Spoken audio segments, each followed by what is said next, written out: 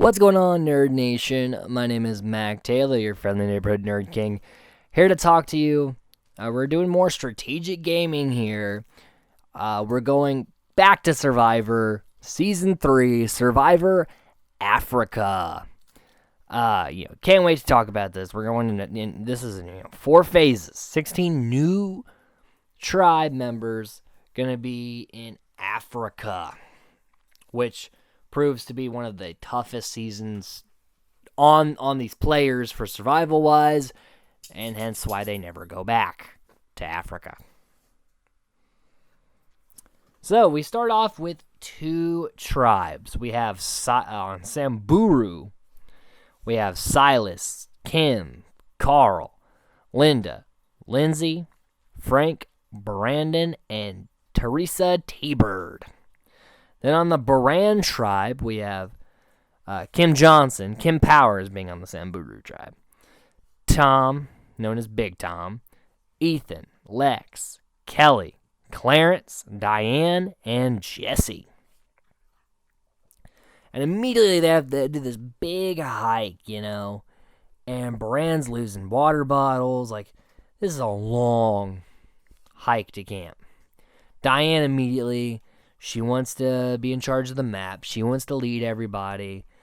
And because of that, she's kind of annoying people by doing this, and also not really good with the map. Pretty bad with the map. While over on the Samburu side, a lot of the younger tribe members are just talking and getting to know each other. And Frank, the former veteran, he's like, "Hey, let's get moving. We don't need all the small. We'll talk later." And everyone's kind of annoyed that he's trying to take charge. Kim Powers especially annoyed by Frank. And then you got Linda on the Samburu tribe, who is all about the spirit of Africa and all that stuff. She's a wild woman, this Linda. So everyone gets to their camps, and the need for fire is pretty big because you have to boil your water here because it's so gross. And immediately off the bat on the Baran tribe, Jesse Camacho is falling apart already. She's dehydrated, she's weak, and she's not having a good time here trying to do the basic element of survival. And each tribe also has a magnifying glass, which they're trying to use to get fire. And Samburu does. They succeed. They get a fire. Then over on the Baran tribe, we get Cherry Gate. Clarence takes 2 cherries instead of 1 cherry out of their canned items that they're passing around. And Ethan and Tom are pissed about this. And so they're like, "Did you see that? That's pretty shitty that they did that." So the immunity comes up. And it's, a basic fire challenge like they normally have. Samburu ends up coming out victorious in this immunity challenge. Diane pretty much dies in this challenge. He passes out, and they don't even talk about it. Jeff doesn't even mention it. It's just happening while he's like, "Congratulations, Samburu." And it's like, is that lady okay? But back on their tribe, Baran, they're desperate for water. They need some water. So they're going to get their water. And Clarence is staying behind with Diane, who's still very weak. Well, while they were gone, Clarence opened up some beans, saying Diane needed to eat, and ate them with her. Tom confronts him, "Hey man, you made that decision for yourself, and you basically made that decision for us. We're all supposed to decide when to open canned goods. You can't just open on your own and eat them and not, now we're down. We're basically losing because of that." So it's a very big deal for the Baran tribe. So they go to the first tribal council. Immediately, Clarence is under fire. Even Diane says, "Oh yeah, I didn't really need to eat." Clarence just said he wanted to eat, and Clarence is like, "Diane, how dare you?" Like he starts saying, like, "You're not my mother," blah blah blah. Like it turns into a big ordeal, and it really looks like Clarence could go out early. But the votes come in, and due to the bossiness at the start and her very weak state, Diane, by a vote of 6-2, getting the first person voted out of Survivor Africa. My final thoughts on Diane's very brief 3-day excursion. Don't try to take control of a tribe if you're not 100% sure that you know what you're doing. Like, you don't have to take leadership. Most of the time, the people that take the leadership role are taken out early. Or, they don't make it deep into the game. So why do you want that position? Just, fall in rank. Let someone else take charge, and odds are their head will get cut off before yours. And then besides that, she was just weak. She just wasn't cut out for Survivor Africa. So she just for the strength of the tribe had to go. And that's that. Pretty cut and dry there. The two votes for Clarence were basically just to teach him a lesson. Tom being one of those votes, like, hey, you're strong, we need you, but don't get cocky. Samburu having a tough time sleeping. And the older people are working on the shelter. So Frank, Carl, and T-Bird. While the younger people are sleeping in and kind of lazy. So Brandon, Silas, and Lindsay. And Kim. Sorry, Linda's part of the older crowd too. Kim Powers with the younger sleeping in people. So they have a reward. They have to basically build this like stairway to like the top of this thing. And it's for blankets and food.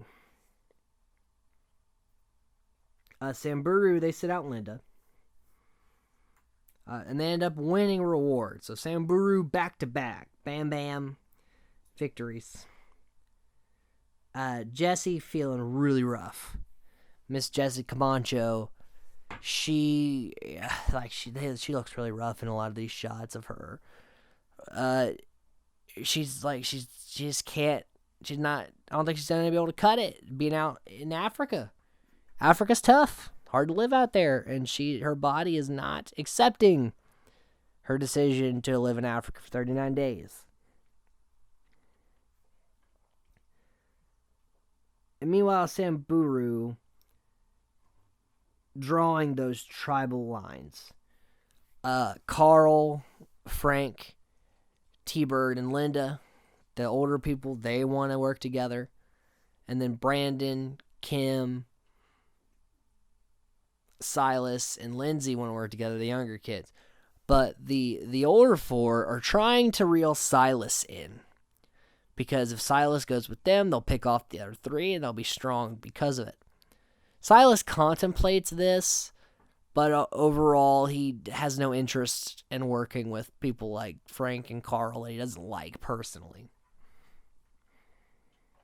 But Silas really does have a lot of power sitting in his hands.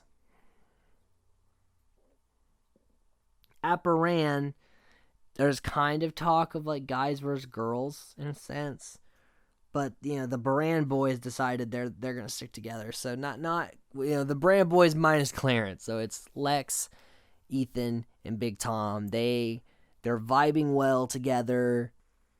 So, immediately on both tribes, you're starting to have these alliances and these pecking orders, which, you kind of saw that in Australia on Ogakor, because you had Jerry and her side and Keith and his side, but, there was so much back and forth that it was really hard to establish who had power there. But on Kucha, you really didn't have that sort of thing. It was more just who wasn't contributing.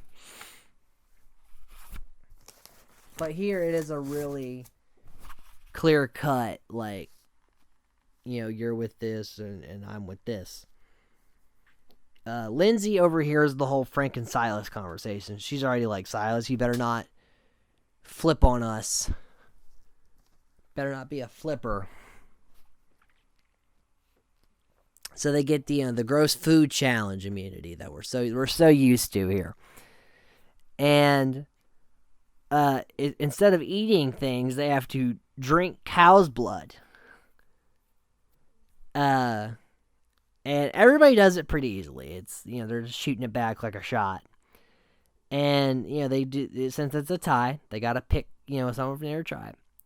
So it's Linda versus Kelly. And whoever downs the whole glass of blood first will win. And I don't think Kelly expected Linda to be so fast, but Linda gulped down that blood. Kelly just couldn't get it down in time. She was good, but she wasn't that good. So Baran losing two immunities in a row, and that it's always so defeating to lose twice. And they're actually the first tribe in the history of Survivor to lose the first two immunities. Because, Ogakor lost 3 in a row, but that was the second, third, and fourth immunities. So, they won their first one. But poor Baran, they're starting off at a real disadvantage here. So, basically it comes down to how do we make our tribe stronger? Can't blame Kelly. Not her fault we lost. She did her best. However, Jessie, she's falling apart. She is not doing the best. Meanwhile, she's like, can we just vote out Clarence? He ate the cherry and the beans. And, so 5-2, Jessie will, leave Africa. And, just because she's just not cut out for it. Like, my final thoughts on her game is she really wasn't that strategic.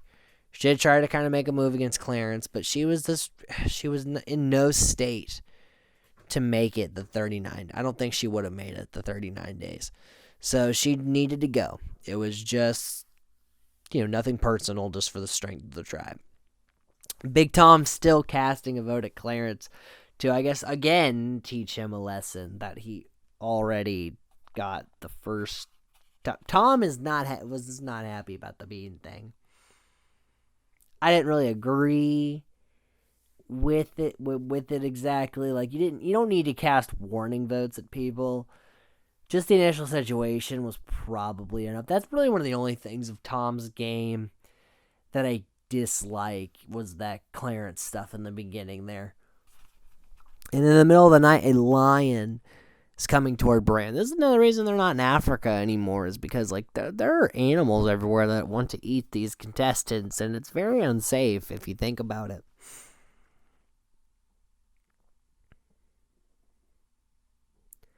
And at Samburu, the older four, there's no alliance names really in Survivor, so it's hard to distinctify it. But the oh man, I don't know. The youngins are sleeping in, and the more mature people are going out and getting the water and doing the work, and they're tired of essentially the younger tribe members doing nothing. Which I totally agree with. You're not actually camping. You're living in Africa. Like, give us some help here,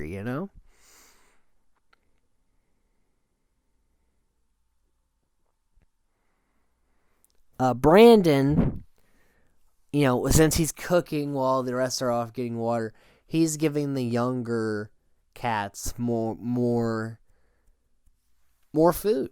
because he thinks they deserve it. Like, it really is kind of starting to become a petty us versus them sort of ordeal. Meanwhile, at Baran, they're all working on their animal fence so that they don't get eaten by lions. You got one tribe getting petty about the age gap, and you got another tribe that just doesn't want to die. So we got a pretty distinct difference here. And then also on the Samburu tribe, Lindsay makes necklaces for Brandon, Silas, Kim, and herself. So now not only do we already know the tribal lines, as far as, the oldens and the youngins, but now Frank and Carl and Linda and Kim know that they're the odd ones out because they don't have necklaces. Like, it's one thing to be in an obvious alliance, but it's another thing to be in an obvious alliance that now dresses the same. It's pretty bad. It's a bad idea all around, because that even tells the other tribe, oh, okay, they're working together. And also we get Silas asking Carl, like, how much money he makes and how many cars he has. Basically making it seem like, dude, you don't need the money, we need the money. But the Survivor isn't about... The game isn't called Who Needs $1 Million. It's about, can you survive? Can you outwit, outplay, outlast 15 other people to get $1 million? And Carl tries to kind of say that essentially, and the younger ones are just shutting him down and being total dicks to him. And it's one thing to have a strategy in the game. Like, you can be cutthroat in the game without being a complete dick to somebody, Like, Carl's done nothing personal to these people. He doesn't like them very much, but now he really doesn't like them. And you can't blame him, because, okay, he has some money, but he worked for it. But we're not talking about his life outside of here. This is, what's Carl, a Survivor player? You know what I mean? So they get this reward challenge for this big thing of pure water, which is a great reward for Africa. And they have to, roll this boulder over all these obstacles. Baran actually ends up winning. They get their first taste of a victory here. And it's great. They're like, yes, we got clean water. We, we're on a roll here in Baran. And then they do the classic immunity challenge that we've seen in every, iteration so far, where they have to make an SOS type of, it was a reward challenge in Borneo, and it was an immunity challenge in Australia. But they had to make something to be seen from the sky, like an SOS. And, the winning tribe will get immunity. Samburu not into it. They're hating each other. They're not really having fun with making the SOS. While Baran have fun. They're enjoying doing it.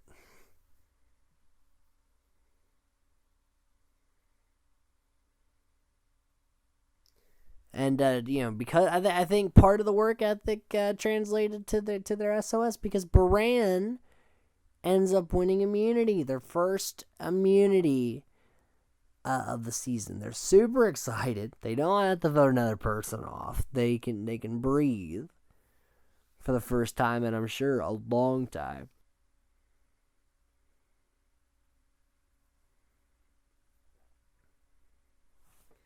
And Linda talks about, well, they upset the idol goddess, so that's why they didn't get in. I'm like, oh, man. I was on the side of the older four, but Linda was a little weird. A little strange. So they go to vote, and, the young four stick together and the old four stick together. So we're at 4-4. They revote. We're at a 3-3, and this is what upsets me a little bit here, is they had to do like a handbook survival trivia thing for a tiebreaker. Because, they go off past votes, but there are no past votes on Carl. I forgot to mention. The votes were for Carl and Lindsay. So, what are they to do?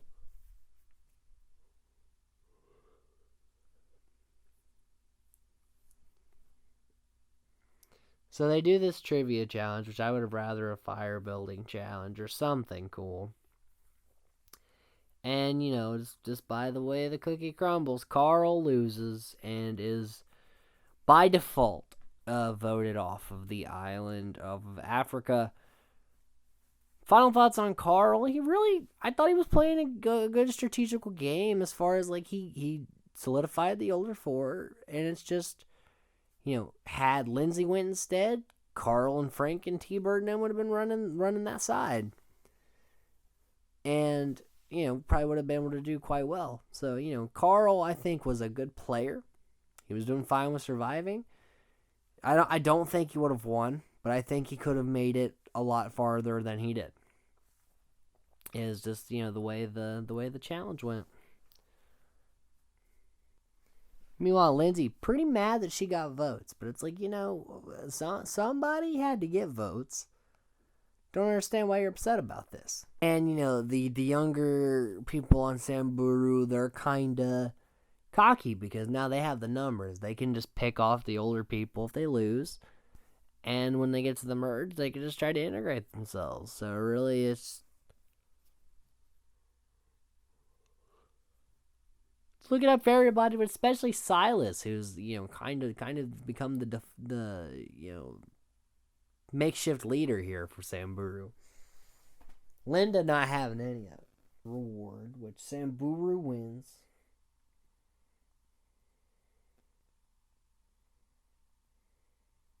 And in that reward, Kim Johnson on Baran really struggling, trying to keep up. So, the tribe's already thinking, like, if we lose, Kim Johnson's not the worst person we could vote out. And, all this function on Samburu. Frank's pretty happy about it. Frank is trying to find a split, a crack, anything that can get him farther in the game. And then Baran encounters a yak on their victory walk back home. So Baran constantly just encountering animals. Like, Samburu's tearing each other apart, and Baran's trying not to get torn apart. And then they have this immunity where they have to, like, take this little hut and move it piece by piece. Baran ends up winning immunity.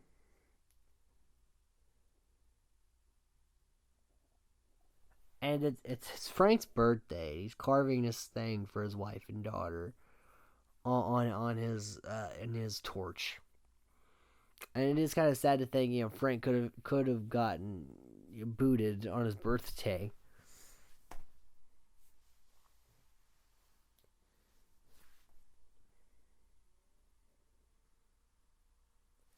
And Silas and Lindsay and Kim proposed to and Brandon proposed to the old three, now that they're not four, that hey, vote for, I know you guys are gonna vote together.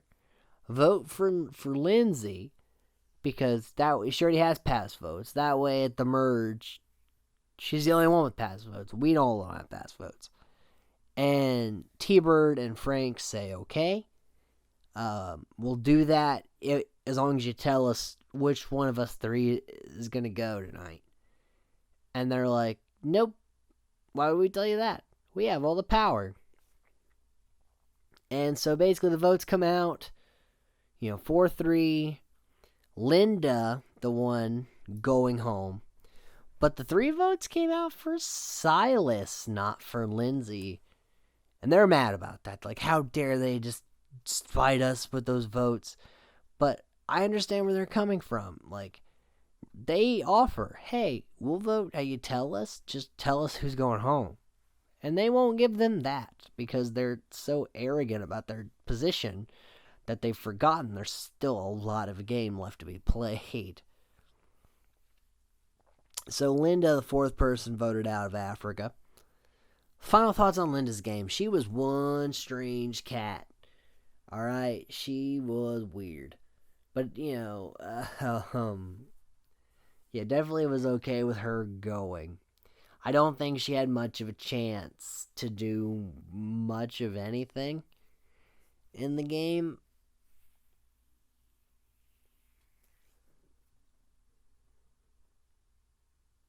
Even in the Order 4, she was probably the bottom of that alliance. So, Linda, just better off. You're not in the jury. You're out of Africa. Best of luck to you in your future endeavors. All right, guys. Well, that's the end of Phase 1 for Survivors Gone. We're going to have to get rid of about 10 more before we're at the end here. So, yeah, stay tuned for next time for Phase 2 when we go through the 5th, 6th, 7th, and 8th people voted out. Survivor Africa. Again, I'm Mac Taylor. Thank you, guys.